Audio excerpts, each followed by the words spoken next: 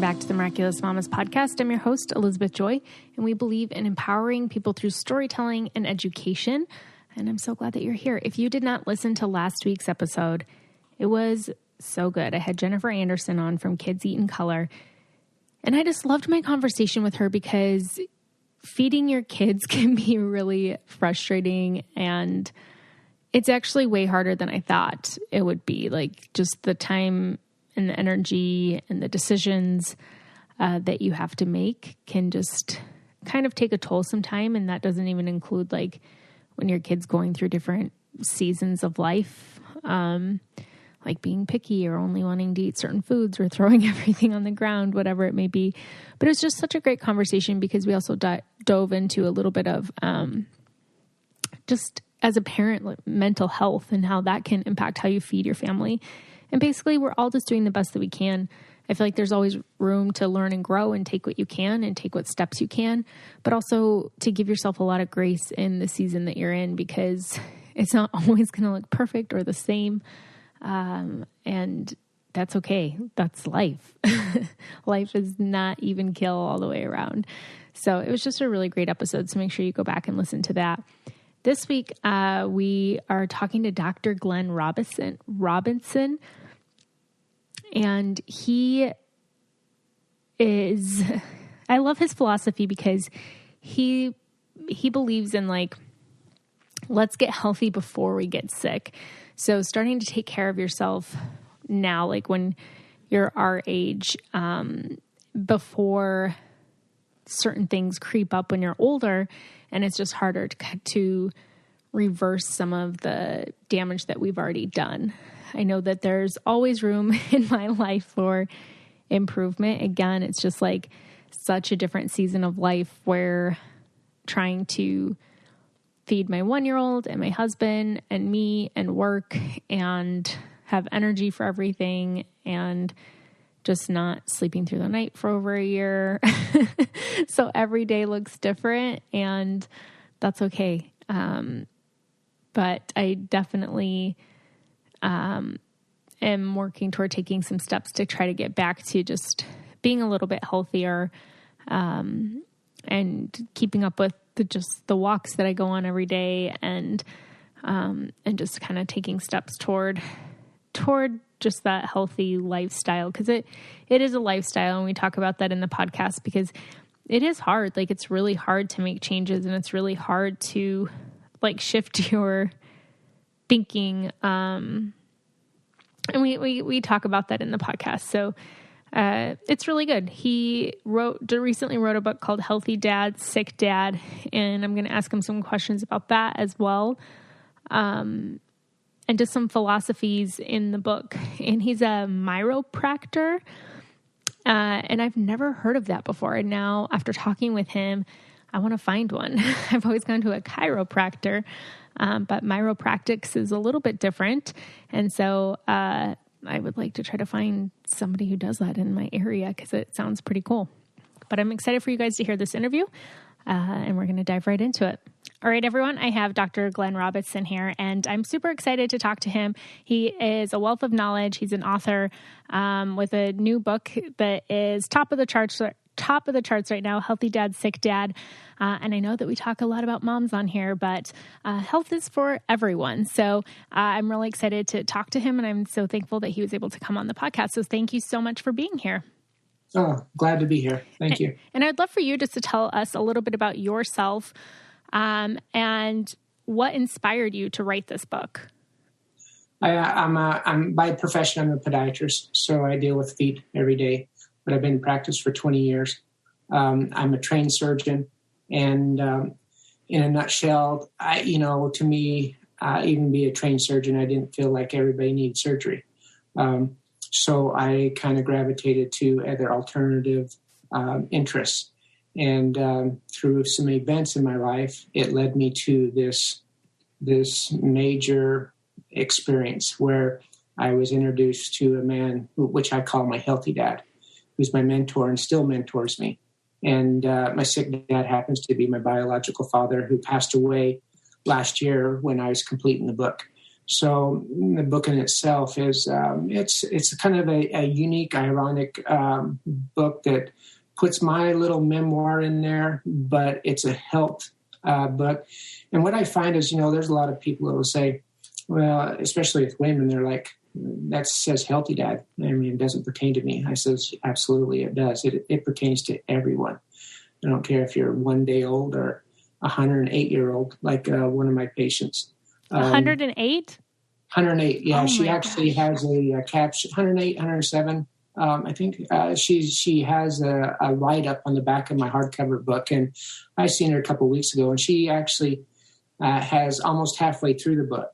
And she says, this is a fascinating read. She goes, this is really incredible. So it touches everyone. I mean, it's for men, women, children, and there's no particular race. You can be from Asia, South America, North America, Africa. We all are the human race. And so it's mainly to protect and help your immune system. And we need this more than ever right now at this time. So, yeah, absolutely. Funny story quick. We've been dealing with a podiatrist lately because my husband just broke his foot a few weeks ago. So that's been hard for him because he's a concrete worker. So he is very physical and active at work, but he's been in a boot for a while and I have to yell at him to get off of it because he's on it way too much. So thankfully nothing tore, just a clean break. So it's been crappy, but it's healing. He's fine. He's young and healthy.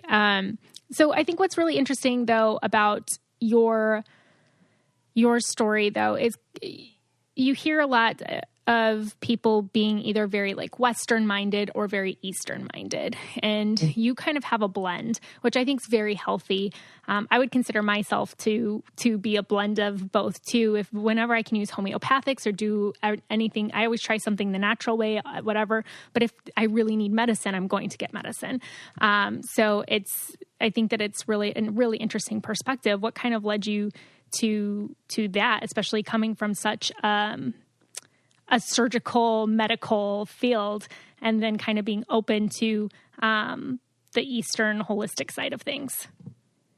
It all had to come down to my, I think she was 2.5, 3-year-old daughter. And, coming right out of my surgical residency and seeing everything that I've seen. I mean, as a podiatrist, I was thrown into heart surgery. I was thrown into bowel obstruction. I mean, I was called into an 8-10 hour case on a general surgery all the time in my residency. So total knees and all this stuff. And so here I come from this background of Western medicine and surgery. And then all of a sudden, my little girl stopped eating. She just could not eat. And I was like, what's going on? I mean, every time we fed her something, she was in pain. And so I took her to the pediatrician. The pediatrician says, well, just get some mashed potatoes and mash it up. And we tried that, and she still couldn't eat. I took her to the ER. I took her to, I was running out of options. And then my healthy dad, who had worked on me and my lower back and saved me from having surgery, I'm like, I'm going to give him a call. And this is when I was new with him. I'd probably only been working with him for about 2 years, and I hadn't even studied with him. He was just helping me out physically. And I called him up and I says, hey, can you help my daughter? He says, I don't know what to do. He says, yeah, bring her down. So I brought her down, carried her in, and put her on his little exam table.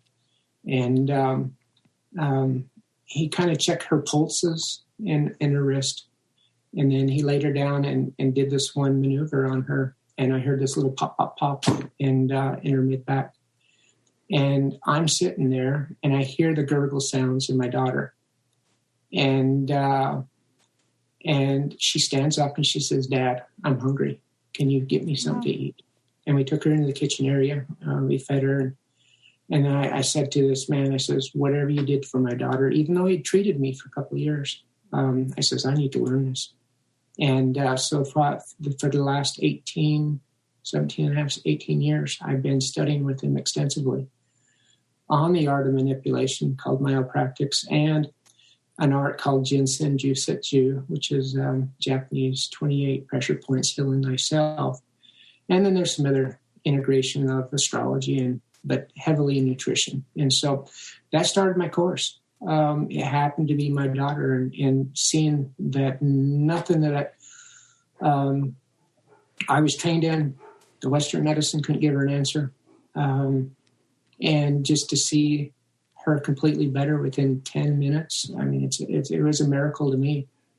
And then over the course of years, I've seen similar cases with this incredible person that's my mentor.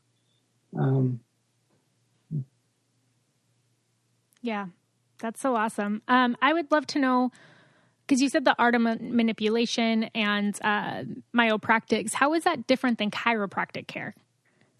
Well, there's chiropractic, from what my understanding in my training is that, they do from head to toe. I can't speak for the chiropractic world, but what I can for the Myopractic world, they usually bring the muscle to tension and then they release. Now, what I do with the structure is that even within Myopractics, you take the pulses in their wrist, and so there's a pulse diagnosis, and it's a mapping, and on each wrist, each side has six pulses, 3 superficial and 3 deep, and you can pinpoint if it's on the anterior front side or on the back side, and where that tells you is it tells you where the energy is blocked, and so that's where you need to go and start working. For instance, in my medical practice, when somebody comes in with a bunion, let's say the bunion's on the right side, I always ask the individual, what's wrong with your left shoulder? And they're like, what? I never told you in my papers, I never mentioned anything about my shoulder, but I had surgery or I had an injury. I go, well, your foot tells me. And so there's a map. And so if we treat bunions just completely surgically and fix them, and we haven't addressed the tension between the base of the neck and the upper shoulder, then there's still going to be some problems down the road. Mm-hmm. And so that's how I look at it. And what's really interesting is especially in the female world, for those that, that can't get pregnant, there is an actual special pulse that we feel, and it's not in the wrist. It's actually in the jugular veins on the neck, and you just feel it. And there is a sense and a feel that tells you that the uterus has dropped. And if the uterus has dropped down due to activity, due to whatever it is, they have a very difficult time getting pregnant. So there's a manipulation process that you can bring that uterus up back into place, but it doesn't hurt. And it's just a simple technique. And my healthy dad has had thousands of ladies get pregnant by that technique, in bringing the uterus up. So that, ladies that, women that haven't, that want to have children but aren't able to. So, mm-hmm. I think that's what kind of separates it. It's just, it goes deeper into feeling the pulses, and then you can gear to where you need to address. And I think that's why Western medicine, we just go right for the knee pain. Well, to me, right. I'll go for the ankle because that's where it's coming from. So I look outside the area of pain. Yeah. Yeah. Well, that's really fascinating to me. I've seen chiropractors throughout my whole adult life, but I've never really heard of Myopractics before, and now I'm super fascinated by it. I have knee pain, so now I'm like, wait, is it my ankles? And I also I just love the whole philosophy behind the whole body's connected, right? And right. That is the thing with Western medicine that's hard, is that Western medicine is really good at treating the area that is in trouble.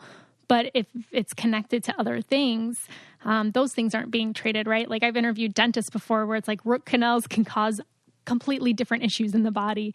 And exactly. People will never know. They'll be like, hey, I've been dealing with this pain, and it's not in their mouth, right? It's somewhere else in their body, but it came from a root canal or whatever. So I think it's super important to treat the body as a whole, and not just focus on the one area, which is, I'm going to have to see if there's anybody who practices Myopractics in my area, because I'm super fascinated by it.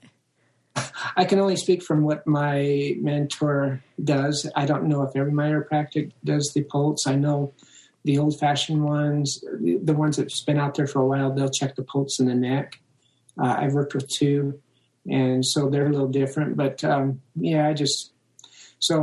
if you ever find one, let me know. Yeah, I will. I've been having tailbone issues, so I'm like, I need to see some. Out of nowhere, my tailbone started hurting, like feeling like it's bruised. I don't remember injuring it. I don't remember doing anything. It's like the weirdest thing. So I was just telling my husband, like over the weekend, I'm like, I'm going to have to go see somebody about this, but I'm like, I don't know who to call because like, like it's not, it doesn't feel like my bone, but it kind of feels like it feels like a bruise, but there's no bruise there, but then it hurts when I do certain movements. So I'm like, I need to find somebody to look at it. You get me on so many tangents. I know it's from here, but my mind is going like, okay, check this, and this, and I know we're here for nutrition, but yeah. I mean, we go off map on here. We go wherever. We're going to take a break from this episode so I can tell you about a partnership that I'm really excited about, and that is with Genexa. They are making sense with their clean medicine that will actually help you feel better. The thing that I love about them is that they make clean medicine made with the active ingredient that you need, but without the artificial ones.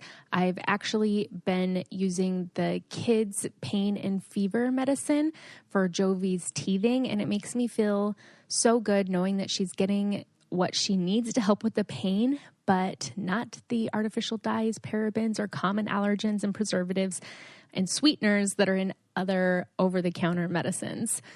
It's really cool. Genexa was founded by two dads that were on a mission to make clean medicines, and they wanted to just change the way that we take care of our families. They have a huge network of healthcare professionals across the U.S. helping patients and their families join the clean medicine revolution.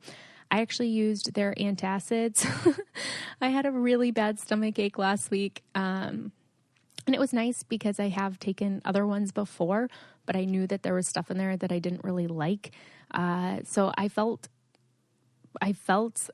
good and confident taking their products, knowing that it had what needed in it to settle my stomach, but didn't have the artificial stuff in it that I try to keep out of all the other things that I buy, right? All the snacks and other things that I get, I try to avoid all of that stuff as well. So it's real medicine, just made clean. So you can start cleaning out your medicine cabinet today. Go to genexa.com/mamas for 20% off your first purchase. That's genexa.com/mamas for 20% off your first purchase. That's Genexa, GENEXA.com/mamas. So you talk in your book about the primary factors of health. What are those? If there's one thing and one thing only that anybody that's listening takes from this is that there's a saying that is called chemistry is an assault on your biology. What is chemistry? Anything that is put into the body, from preservatives to vitamins to drugs to even vaccines, to anything that harms the body. The biology is you. It's your living cell. So when you put that together, let's say the one thing that I see heavily is high fructose corn syrup, and especially in kids. They grab fast food. They grab all these things that are so convenient, but yet whether the mother doesn't look at the label and read the labels, and if it says corn syrup, high fructose corn syrup, they're just, giving them, these food ingredients that are actually in the long run going to be hurting the child. Colds will be more prevalent. Illnesses will be more prevalent. And when your body is in balanced, then, the diseases don't come in. And so with that said, and chemistry is an assault on our biology, just literally means that those the chemicals is attacking the good bacteria in your body, and you're not able to make the good bacteria. And there's one factor in the book that I really talk about that's not talked about much at all, and that has to do with your body temperature. And your body temperature is 98.6. Well, if it falls below that, then you're not able to produce the good bacteria or intestinal lining. for a good optimal immune system. And so one thing I tell my patients all the time in clinic is that really pay attention to your body temperature, because if you run cooler all the time, well, you're going to need some warm foods. You're going to need to cook your foods. You're going to need something more warming. But if you're, and I call that yin, but if you're yang or strong or hot, and you come home and have a big steak, well, it only makes you grumpier and angry and more, just agitated. So that's how I have listened to my body for the last 15 years in diet-wise. I mean, I really don't diet. I live it, and it's a lifestyle. Usually most morning I'm cold, so I'll grab some oatmeal, which happens to be, organic oatmeal and blueberries and grass-fed yogurt, and it's very warming. So that's a key point. Another key point on understanding and helping your immune system is your urine. Is you look at the color of your urine. If your urine is very clear, and you're always peeing clear urine, then you're putting too much fluid into your body. If it's really dark, orange, then you're dehydrated. You're not getting enough fluid. But you want the urine to be just a light yellow color. And so those two main factors, and then I can get into a bunch of other things for optimal immune system. But, those things are, it takes 12 hours for, the bacteria to grow and the dark environment. But, a lot of people say, stay away from sugars. Well, my saying is eat the good sugars, which I mean, if it's organic oats or organic buckwheat or organic grains, because these are sustainable sugar base that allows this bacteria to grow. Grass-fed yogurt's another one. And so this really helps grow that good bacteria. Mm-hmm. Yeah. I feel like there is so much information out there, so sometimes it is hard to know. It's like, stay away from all grains, stay away from, there's like so many different things that we hear or that you're told to do. And I've definitely been a fad dieter in my past. Thankfully, I don't anymore. And I don't know too much about the yin and the yang when it comes to eating, but I do know that I tend to run cooler. So like, even if I have a smoothie in the morning, what I've been doing lately is I throw like ginger and turmeric into it. Okay. And that's just like warming for my gut. And helps your immune system. So I'm trying to stay healthy over here. I know so many people that are sick right now. So I'm like, okay. And I was not eating the best the last couple of months. So now I'm like, okay, I got to get my butt into gear and try to clean up my diet a little bit and try to get those immune boosting foods in there, Yeah. Well, think lifestyle instead of dieting, because the diets usually are short-lived, 6 months, and then there's the roller coaster again. And it's just an up and down, up and down. I won't, put any diet, label any diets or saying they're bad or good or that. But like, the famous one right now is keto. Right. And I don't have a problem with it. But the problem, if I had a problem with it, which I guess I do, is that the quality of foods. I mean, every patient I talk to that's on a keto diet and they're losing weight, but I'm saying, okay, is your vegetables organic? Because one of those chemicals, those things that get into your body is Roundup and the glycophage.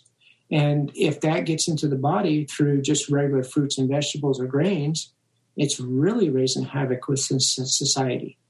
So there is, I just say, eat real food and stay as organic as you can. And if you're on a diet, make sure it's the quality of your foods. If you're sending off your kid to school and they have a lunchbox, well, throw some organic carrots and celery and things like that, or, make sure the bread is organic and make sure things like that. They won't know the difference. They're not going to starve, but they're going to be healthier. Mm-hmm. Right. Yeah. The hard thing, that just kind of sucks in the United States, because you see a lot, even if you look at the ingredients in ketchup here versus the ingredients of ketchup in Europe, they're different ingredients because Europe has banned certain things in their food that the US has not. And if we would hold the same standards to ourselves, then things would be more affordable because sometimes buying everything organic, a lot of people can't afford to do it. So they're having these other options that are full of processed foods. And so it's like hard to know what to pick and choose and like where can we like, you know, spend a little bit more or what should we like really focus on if we can only buy like our food budget can only afford so much organic. Because that's one thing that I see a lot. And it's frustrating when you, like I said, you see the ingredients and foods in other countries and then you see the ingredients of the foods here. And it's like, why can't we have the cleaner ingredients here? Like, how come our system is allowing these things that cause inflammation, that cause disease to be in our foods? Right. I mean, I agree with you.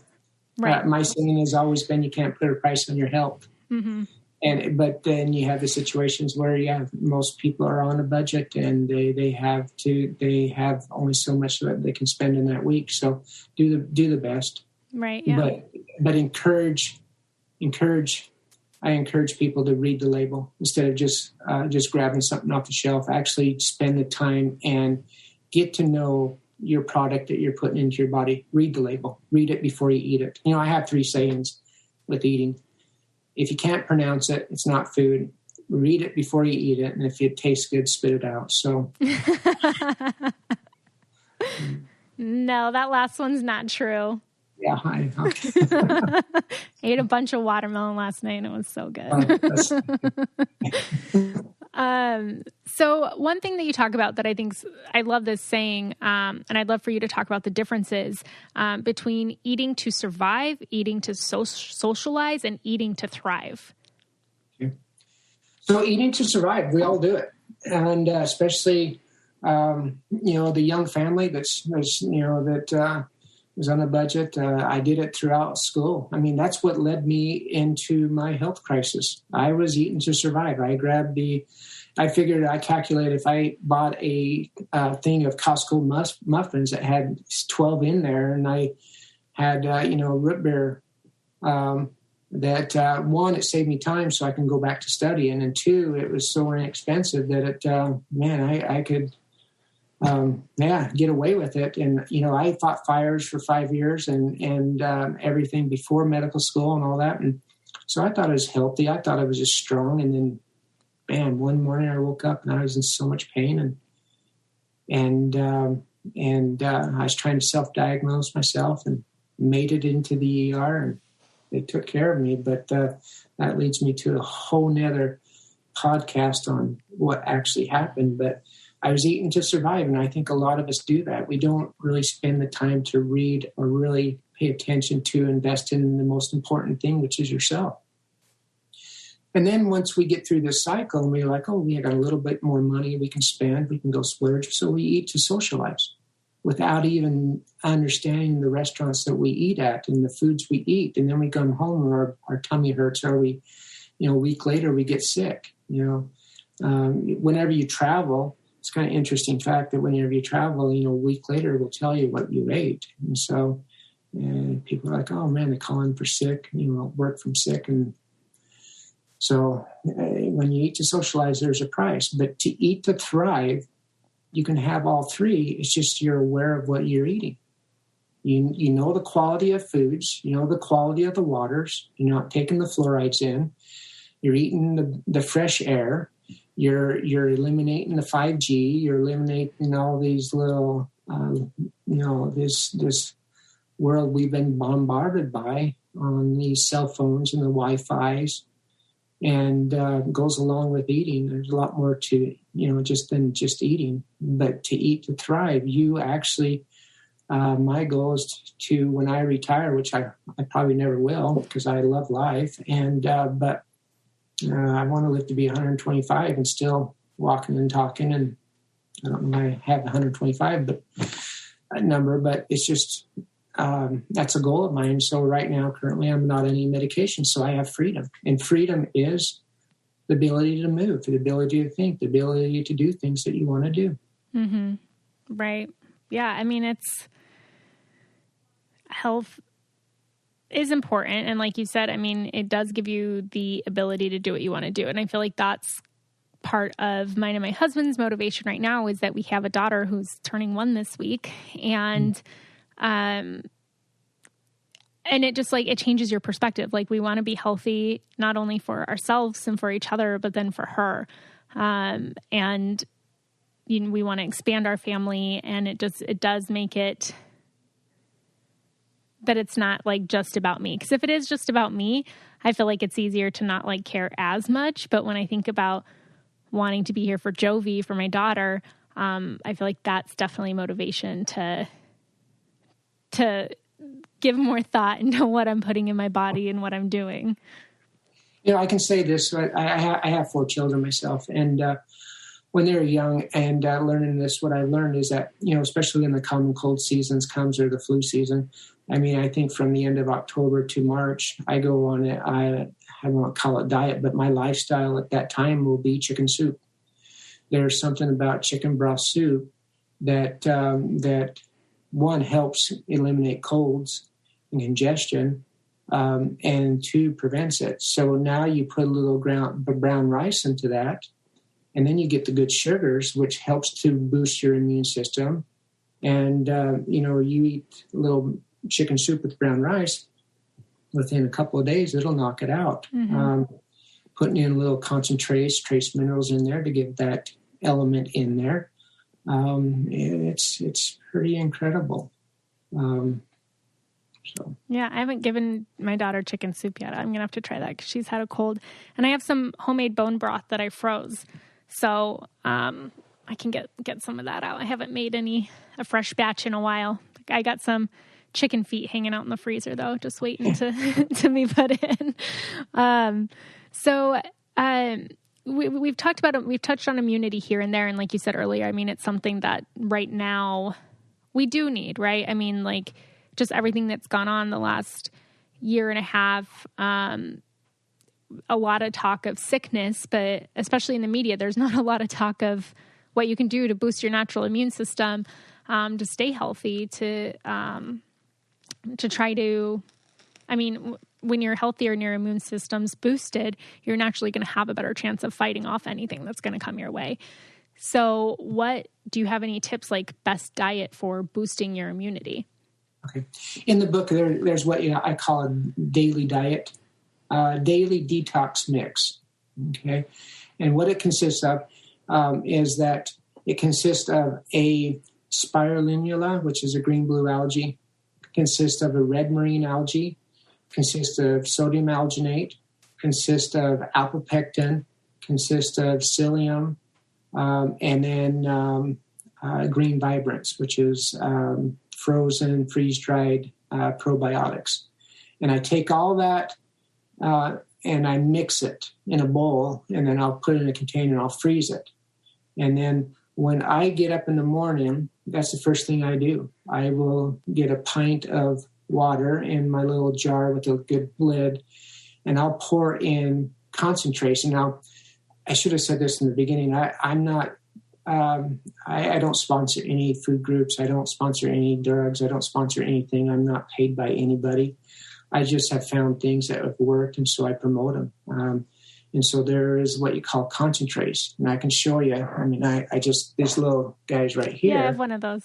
Yeah, that I'm up to 25 to 30 drops. Now, you probably want to start really, really low, because if your stools are really loose, then you're getting too much. But I'll put that in the water, and I'll put that teaspoon of that mix in top and really shake it, and I drink it. And then I wait a half hour to eat anything. Now, what that does is anything you ate before, even if it's organic, we're not all immune from the Roundup out there. But what I can feel and what I have sensed is just with this daily detox mix, whether you're healthy or whether you're sick or whether you're 70 or whether you're 15, it works. And what it will do is if you ate something the day before and there's toxins in it, chemicals in it, it'll bind those chemicals and toxins, and one help eliminate it. That's what the alpopectin does, and the psyllium will do. They're binding agents. The sodium alginates, the seaweeds helps to eliminate the toxins out of your body. And so it's a drink that I will do every day. Now, on top of that, I will also do a red krill oil in the morning too, because most of the patients I see are on statin drugs and on all these other medications, the older generation. But so that really affects the liver, and if the liver is not clean, then you're going to have a poor immune system, and that's what the daily detox mix does. It cleans your liver without harm to the kidney. And so, like chelations that they do, sometimes that can be very harmful to the kidney, but somebody that's really knows what they're doing, it's effective. But I just want something to do every day that's going to help me without putting any harm to my internal organs. Mm-hmm. So that's the main thing. I do the daily detox, and then I'll do the red krill oil. That's how I start off my day. I'm going to have to look into that daily detox, because let's say even if you did eat perfectly, like you said, none of us are like not going to get these toxins. I mean, they've done studies of babies, the amount of chemicals that are in the umbilical cord, and it's like 300. It's crazy. And that's even just, it's not only in your food, right? It's in our environment. It's in our furniture. We're breathing it in the dust in the air in our homes. It's literally everywhere. So finding something that can help kind of detox some of that out is such a great idea. I'm not currently doing anything like that. I've been making a smoothie in the morning that I put super greens in, but that's some ginger and super greens and turmeric, but that's about it. Put some green vibrants in there, and then you get the probiotics. But look at the that daily detox mix. It is incredible. Yeah. Mm-hmm. So I'm a huge fan of taking probiotics though, because when I was younger, I had my appendix out, and crazy quick tangent and side story. I ended up in the hospital. I think I was 12 years old, and they were pretty positive it was appendicitis. So they told my mom. I was like in so much pain. I had been like pooping out straight blood, and they were like, listen, we can like try to get her over to the MRI, wait for these results, whatever, or we can just like get in there. And they were pretty positive it was my appendix. So they were like, do whatever you think. So they go in there, they take out my appendix, and come to find out afterwards, they're like, it wasn't your appendix, but we just removed it anyways because you don't need one. And there was like something with my lymph nodes. They were swollen or something. And I'm like, you took my appendix out and there was nothing wrong with it. And they say that you don't need it, but there actually is a function. So actually it is. Right. Absolutely. So it's like, and I don't know what the function is. So maybe you can tell us. Yeah. Okay. We're going to get off a tangent here, but it's okay. One thing that I really, when a woman's given birth, their first inoculation is called, is a natural birth through the vaginal canal. And people think it's the colostrum that they give to the baby. No, it's not. Right. It's when the lips of the baby touches the vaginal wall when it comes out of the birth canal, that gives the first inoculation of that baby for the rest of their life. Then when they breastfeed, the colostrum that's coming out of the breast milk will take that bacteria, mother's bacteria, and it'll propagate it. It'll speed it up and make it go and start it off in the baby. And so that when people, they say have C-sections, which a lot of them are, and we can, talk about the hips and all that stuff as the reason why a lot of people may have C-sections. But if a mother has a C-section, they say to swab the vaginal canal and put it on the lips of the baby. Mm-hmm. And so they at least kind of get that inoculation. Now, if the mother has been given an antibiotic, well, then it's going to harm that. But here's the point to the appendix. That first inoculation, they have there's a huge idea that the appendix, as little as it is where it stores all that mother's inoculation, that bacteria, and so throughout life. And so, yeah, you need it. And it's something that you need in my opinion. Yeah. But have they cut it open and tested? I don't know. But this is what I've been told, trained, but there's a lot of truth to it. Yeah. Well, I was told by somebody, I don't remember who, a long time ago, that since I had my appendix removed, that I need to be taking probiotics and that I need to take digestive enzymes. So that's just kind of been like a part of my life for a very long time. And I was really big on taking probiotics throughout my entire pregnancy because of the studies between women who've taken probiotics and GBS. Being group B strep positive, because if you're positive, they put you on the antibiotics. So I really wanted to try to give myself all the chances I could to not have that happen. And thankfully I was negative. So you had, there's a couple other questions I want to ask you, but you had mentioned something about the hip thing with the pregnancy, which I would love to touch on because, as I said before we got started, I feel like there was definitely something with mine. And working as a birth doula, I know that there's such a huge connection between your jaw and your hips. And I carry a lot of tension in my jaw. So I was worried that I was going to carry a lot of tension in my hips. And it took me forever to birth my daughter. And she was coming out asynclinic, so kind of like sideways, definitely stuck. All my pain was like on the inside of my hips. And yeah, I'm just really hoping that when I have the next one, that's not going to be the issue. Usually the second ones, in my experience, birth easier than the first. The first one's kind of paved the way there. But you had mentioned just kind of like this hip connection. What's that all about? So in my practice, there's, I can work up to the knee. That's what I'm licensed to do as a podiatrist.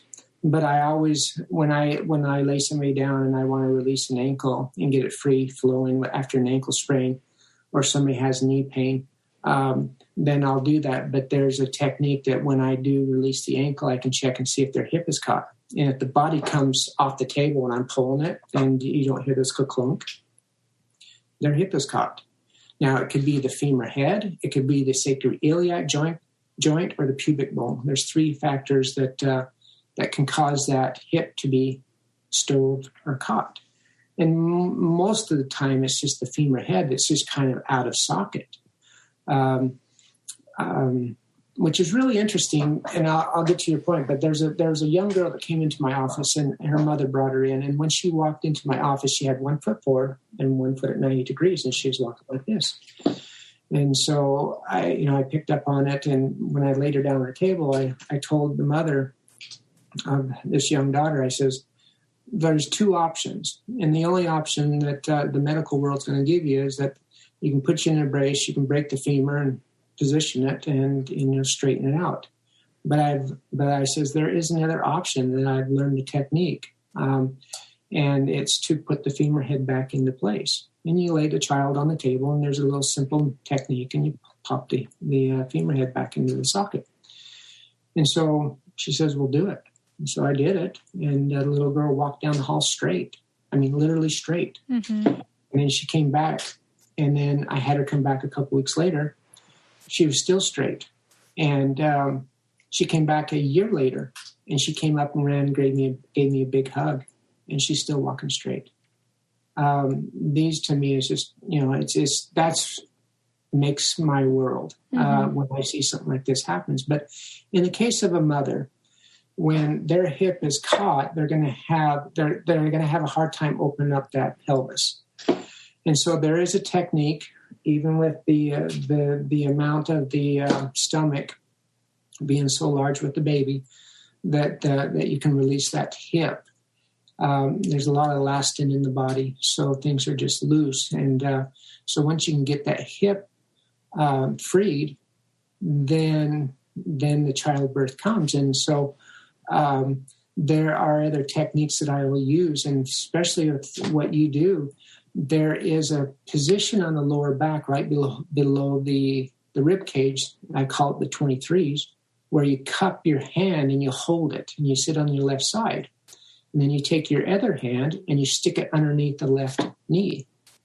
And what this does, it opens, it starts the dilation. So if they're dilated to a 1, 2, or 3, and they need more dilation, well, you hold these positions. And I did this on my last daughter, and the midwife was saying, hey, look, whatever you're doing, keep doing it, because now she's dilated to an 8 or 9. But the head's not positioning. So I kept the 23s, my right hand on the 23s, the lower back, and then I positioned my left hand on the inner knee, called the 1s. And I held that. And that allowed the head to crown, and the baby came. Wow. And so it's just a really neat technique, and I've done it on several occasions. I mean, my employer, she's having a baby, and she didn't want to be induced.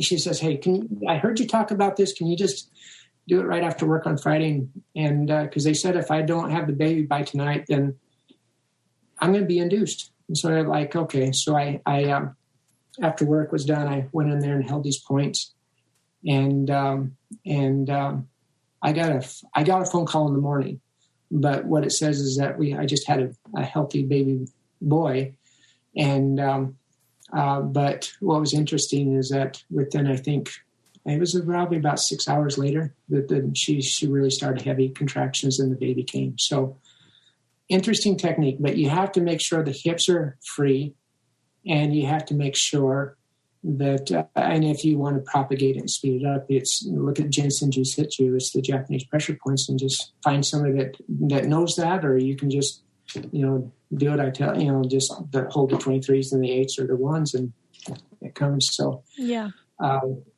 it's pretty fascinating, but it starts way before that, with the mother wanting to have a child, 2 years way before with the nutrition, and then just really, checking and if you're having, lower back pain or things like that, well, it's, I don't know how many chiropractors out there that really actually check the hips. If there's one to see if their hips are free, then you can always have that checked out. But I'd be more than likely guess one of the hip is caught if you've had a painful.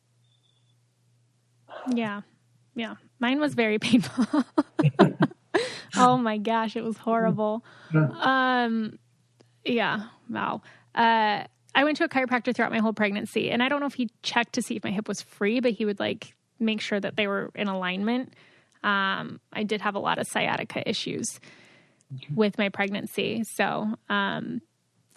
So I was wondering if that's what's leading to my tailbone now, because I've been doing these workouts and my sciatica was kind of bothering me, but then now my tailbone hurts, and I'm like, oh my gosh, somebody fix me. I feel like some days you're like, oh my gosh, am I falling apart? I'm too young.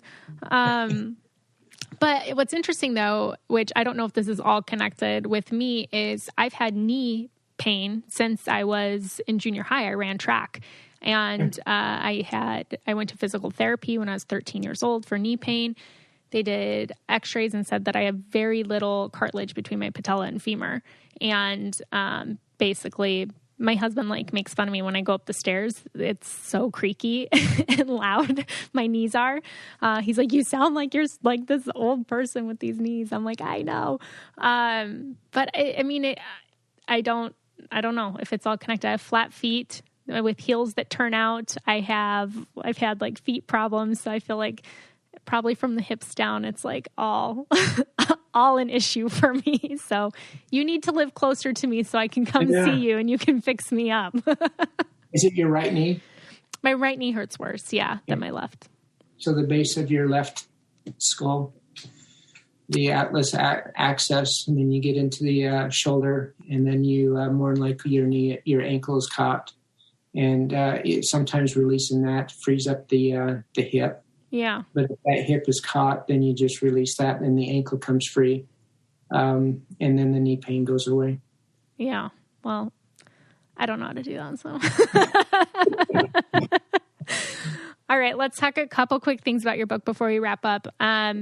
So besides talking about an immunity diet, you talk about the whole life diet. What is the whole life diet? So at the end of my book, I probably should have explained a little more, is that I wanted to show the reader that there's a yin diet, immune diet. I wanted to show the reader the diabetic diet, the yang diet. And I wanted to show the reader there is a whole life diet, because when I wrote the book, I wrote it for the 20-year-old that is healthy, that doesn't think anything's wrong. And I'm having a hard time getting to that era of people, because most people that are reading it already have the crisis and they want to get out of it. And that's just human, that's just instincts for all of us. And so the whole life is actually those that are healthy, those that are just, they're not cold, they have good strength. It's the balanced diet, and that's the one I follow. So it gives you more latitude. Whereas on the immune diet, you're pretty restricted to what you can do until you get your immune system up in a couple of weeks. The diabetic diet, which is taken off like crazy. I've had 4 patients now that either off their medication by reading the book. Their sugars have come down from 170 to 120 by reading the book. In fact, one of the persons that was on the back cover of my book is a diabetic, and I worked with him. He says, I've known you for 10 years, but when I started reading your book and applying it, my numbers have dropped down from 170 to 120. And so when I see that and they say, now what? What do I do? I'm not on medication, all this stuff. And I said, well, just do the whole life. It's the balanced diet. And then if your sugars go up, make sure you're having ginger, fresh ginger. That lowers the blood sugar tremendously. And the problem with fresh ginger, though, is they're on insulin. You have to be really careful because it's like insulin. It'll drop your sugars. So there's techniques and ways to prepare that, which I go through in the book. But to simply answer your question, the whole life diet is not a diet. I shouldn't have called it diet. It's just a way of life. It's to live it. It's a lifestyle. Right. And I feel like what's hard is when you first hear this information and when you know that there's changes that you need to make, making those initial changes are really hard. Like deciding, okay, we're replacing this processed snack with this homemade thing. Whatever it is hard to make those changes initially. But when you continue and it becomes that lifestyle, it is so much easier. Where I'm finding trouble right now is the socialization part. I honestly don't love going out to eat because I like to know what's in my food, unless it's sushi. I do like to go get sushi every once in a while. But I do want to socialize. You want to go out, and then you always just end up eating something that you don't want, or you end up whatever. We were at a birthday party last night, and I'm like, if this food's in front of my face, I'm probably going to eat it. I don't have that much self-control. So just kind of working on that. But I also realized that when my husband and I talk about it all the time, we're like, when we eat like crap, we feel like crap. And we just know that our energy's worse. We're more irritable. He and I are both really sensitive. Our stomachs are. So when we don't eat healthy, you can tell. And so it's why do we do this to ourselves? Why do I just be you know what? I'm going to pass on this because I know I'm going to feel like crap later. So I feel just kind of making those initial choices can be really, really hard. So just starting somewhere is better than nowhere. And what I would say from picking up from what you're taught and talking with you, I'd start with the immune diet with you. Your temperature's a little lower. So you start that. And it's nothing, it's not going to be overnight, but it's going to be a process. I mean, look at me. I came from, I was a heart attack waiting to happen. I had kidney stones. I've literally died and seen the other side. I've talked a little bit in the book about that. And so I made the change, but it was a process. And so that's why I tell people, don't get discouraged. I mean, it's just pick and choose something and do it that day. And just become aware of it. And over time, you will see, especially if you start doing the daily detox, then you can go out and socialize. And you're like, okay, yeah, I just probably ate a brownie that I'm not supposed to eat. And if there's chemicals in there, that will help you the next day and eliminate a lot of those toxins out of there. And it's safe on the kidneys and safe on the liver. The liver loves it. So, yeah, and don't be overwhelmed. But if anything, read what you're eating. If you don't have the ability to read it, then at least ask the questions, and then just start applying it. And when you do that, you'll look back over a year from now and say, "Oh, whoa, I haven't really had to, I haven't had a cold. I haven't had a sniffle. I haven't really had any flu. I have the energy. I can do a little bit more. My joints feel a little better. And it all works. And something that my healthy dad really installed in me, and I just wanted to go get to the bulk of things on manipulation. I wanted to find out how to get things moving. But it was about a 3-year process that I sat and just talked to him strictly nutrition. I didn't even learn anything about how to manipulate for 3 years. And I sat down and listened. And when I changed my body, he was able to work on me much quicker and faster and better. And my body responded much better. Mm-hmm. And so that's why the book on nutrition had to come out first, even though most of us really don't want to change. Most of it doesn't want to pick up a nutrition book and say, I'll just rather do this diet for 3 months and feel better. But once you can integrate it and becomes a way of life, then it's life-changing. And I don't have to worry about dieting because I wake up a little weak and tired. Okay, I'm going to raise my body temperature by eating some chicken soup. Chicken will raise you up by 1 degree, more so than red meat. So just little perks here and there like that. And so when my health is great, then my body can be worked on, and life is beautiful. Mm-hmm. Yeah, it does make a difference.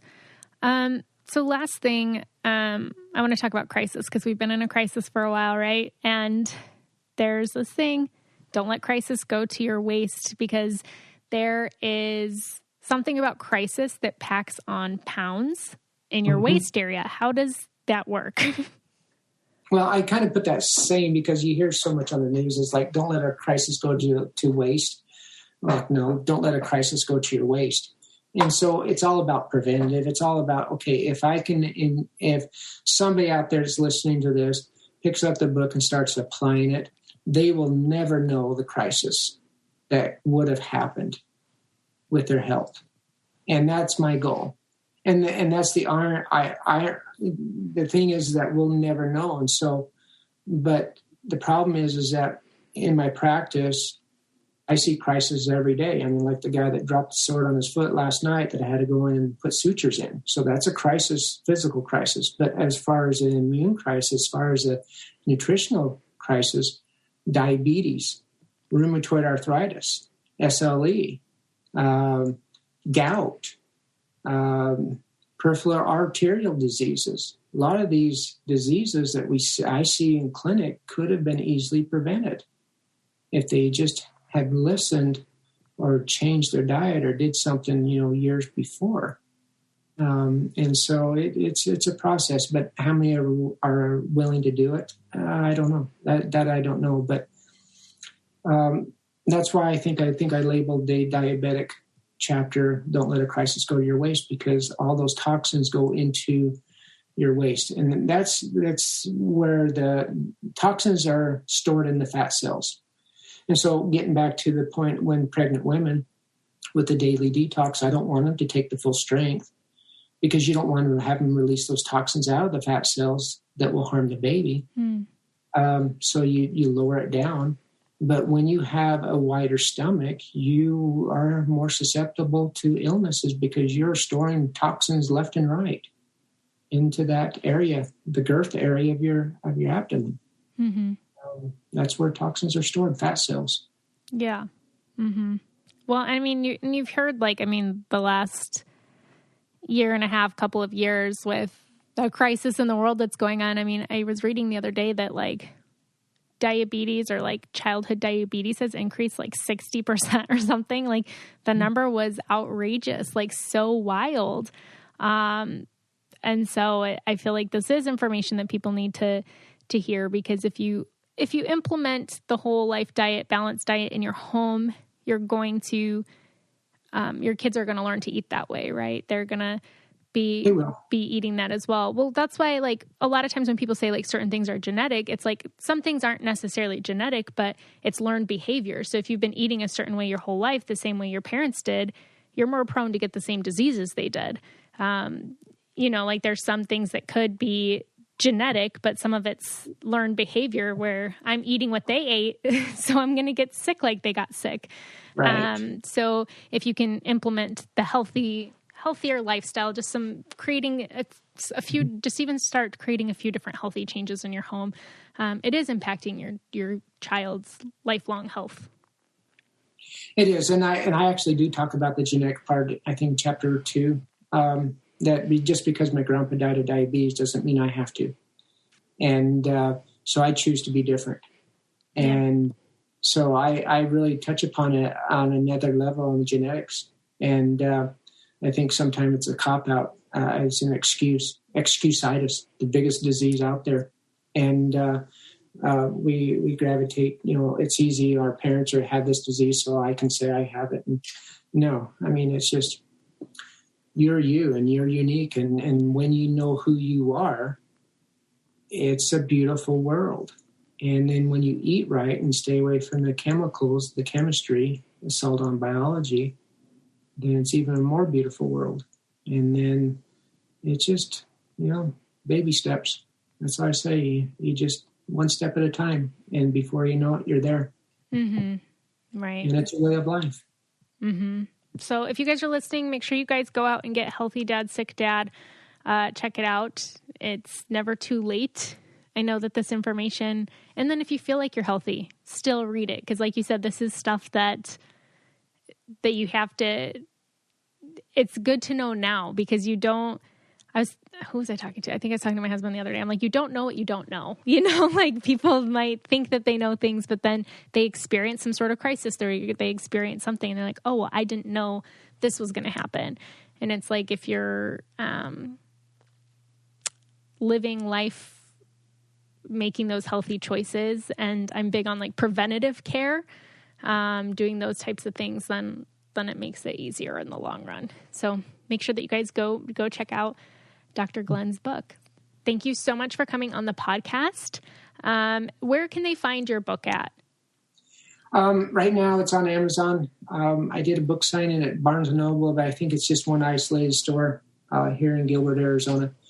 But I think you can order it through Target and Barnes & Noble online, but Amazon right now. So, yeah, awesome. Well, thank you so much for your time, your wisdom, and for coming on the podcast. Thank you. Definitely check out his book. I have a copy of it, and I've just skimmed through a little bit of it, so I'm excited to read the rest of it, especially his detox smoothie part, and kind of get some recipes to dive into there. And the pain that I was telling him about in my tailbone has like shifted. Like it went from my tailbone to my hip and now it's in my sciatica. So I feel like it is connected to my sciatica because over the last like week and a half, it's kind of moved all over in that area. But it's to the point where I'm like limping. Like if I'm sitting down and I get up to walk, I limp. I'm like limping. And then once I get moving, it's a little bit better. So I'm going to go to the chiropractor next week or this week, and hopefully that helps. And I just need to do some more stretching, maybe foam roll it. I really hope I don't have to like go to the doctor because I don't know, maybe some physical therapy, pelvic floor therapy's helped with some of that stuff before. So I don't know. Send some prayers my way for my hip because it hurts. I feel like I'm not 34 years old. That's all right. So I hope you guys enjoyed it. I'm definitely going to try to check out some Myopractics where I live as well. Check out his book and let me know what you guys think. Always reach out to me. Let me know what topics you want to have on, who you want to hear from. Make sure that you are subscribed and staying up to date on all the podcast episodes that are being released. All right, we'll talk to you next week. Love you. Bye. If you want to be the most interesting person at the cocktail party, well, hop on over and listen to the Brain Candy podcast. Our award-winning content will have you laughing while you're learning. We read all the best articles, books, and studies and keep up with new TV shows, documentaries, and pop culture. And then we cram it all into 2 shows a week. Conspiracy theories, cannibal rabbits, unsolved mysteries, the history of the Walkman. There's something for everyone. The Brain Candy podcast. Find our link in the show notes. Or simply search for the Brain Candy podcast on your podcast app.